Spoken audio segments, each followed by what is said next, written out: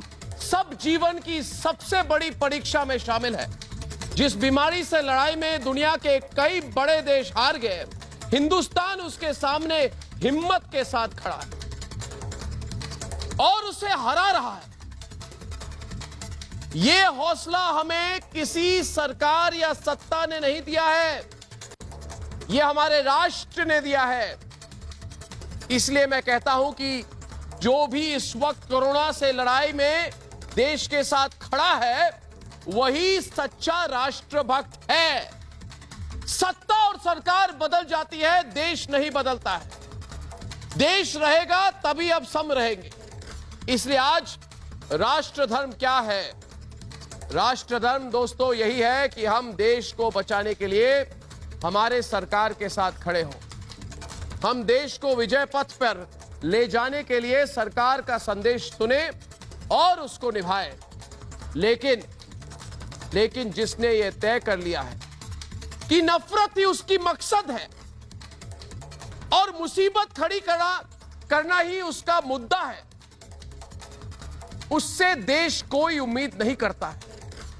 उसके लिए एक ही शब्द है, बुरा मानेंगे लोग मगर कहूंगा, ये सारे राष्ट्र विरोधी, एंटी नेशनल राष्ट्र विरोधी हैं। लॉकडाउन पर सवाल, सरकार की तैयारियों पर सवाल, कोरोना को हारने वाली हर नीति पर सवाल। आप करिए सवाल, लेकिन सवाल खड़ा किया है तो जवाब भी सुन लीजिए। जो देश की एकजुटता का विरोध करेगा वो राष्ट्र विरोधी कहा जाएगा। जो हमारे त्याग पर उंगली उठाएगा वो देश विरोधी माना जाएगा। ऐसे लोगों से आज पूछता है सारा भारत कि क्या देशवासियों का मनोबल तोड़ना ही विपक्ष अपनी राजनीति मानता है? क्या सरकार का विरोध करने वाले लोग देश में कोरोना फैलाने की साजिश कर रहे हैं और कोरोना पर भारत जीत रहा है? क्या इसकी सफलता से विपक्ष को जलन हो रहा है? बरनौल भेजेंगे क्या? बरनौल भेजे इनको हम। और आज का सबसे बड़ा सवाल कि सरकार पर सवाल उठाने वाले ये लोग 130 करोड़ देशवासियों का अपमान क्यों कर रहे हैं? ये सवाल अकेले मैं नहीं, मेरे साथ पूछता है सारा भारत।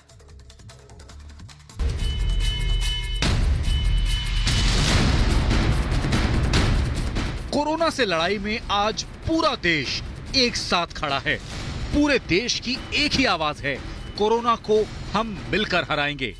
देश ने जो प्रण किया है उसका असर भी दिख रहा है। कोरोना के मरीजों के ठीक होने के आंकड़े बढ़ रहे हैं, लेकिन ऐसी मुश्किल वक्त में भी राष्ट्रहित पर राजनीति हो रही है। जब राजनीति को राष्ट्रहित से बड़ा मान लिया जाए और विरोध को ही विपक्ष अपना हथियार मान ले, तब ये माना जाएगा कि ऐसा करने वाले देश के लिए बीमारी से बड़ा खतरा हैं। शुरू से हम लोग ये देखते आ रहे हैं कि कोई निर्णायक तरीके से काम नहीं हो रहे हैं। सारे काम मतलब हम जिसको कहते हैं इंग्लिश में नी जर्क रिएक्शन, लगा तो करो। ये सच है कि कोरोना के खिलाफ लड़ाई हर दिन कठिन हो रही है। ये भी सही है कि लोगों को परेशानी हो रही है, मजदूरों को घर पहुंचने में मुश्किल हो रही है। लेकिन मुसीबत के वक्त सवाल से ज्यादा सहयोग लोकतंत्र का सच्चा साथी माना जाता है। और जो लोग इस मौके पर भी राजनीति तलाशें, उससे पूछा जाएगा कि वो देश के साथ हैं या फिर सत्ता की तलाश में हैं। चाहे वो लॉकडाउन लगाने के बारे में हो, चाहे लॉकडाउन को बढ़ाने के बारे में हो, चाहे राज्यों को आर्थिक सहायता देने के बारे में हो, प्रधानमंत्री जी को स्पष्ट रूप से बताना चाहिए, इस मीटिंग में बताना चाहिए, वरना वो सुन लेते हैं और फिर करते हैं अपने मन की बात। इस बात से इनकार नहीं है कि देश इस वक्त मुश्किल के दौर में है। इस दौर से निकलने की जिम्मेदारी सिर्फ सरकार की नहीं, हर देशवासी की है। यही इस वक्त की सबसे बड़ी देशभक्ति है। ऐसे में सवाल ये कि विरोध के नाम पर हर वक्त मुश्किल वाले मौके तलाशना क्या देश विरोध नहीं है? पूछता है भारत।